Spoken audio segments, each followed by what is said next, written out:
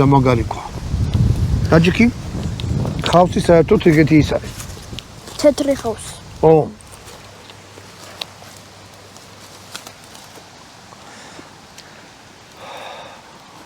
ცემენტი არ იცოდნენ, კირი არ იცოდნენ, ქვებით აშენებდნენ. ეგ არის დაახლოებით 6000 წლის მაინც ახლა სადაც მივდივარ და საქართველოში არის ყველაზე მაგრა შემონახული. აი ხოა ტურისტული ადგილები უკვე მიტკეპნილი, მოტკეპნილი და რაღაცა. ეს არ არის ეგრე.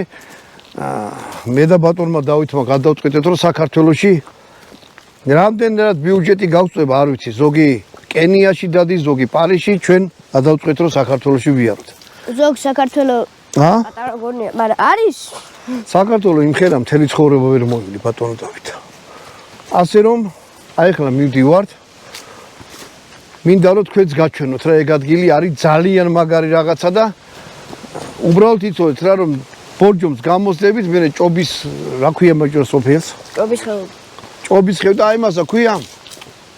პატარა ღელესავით მიდის. ჯომარდობა. ო, აი ჯომარდობა სადაც არის. მან ხიდზე გადმოხვალთ მეორე ნაპირზე.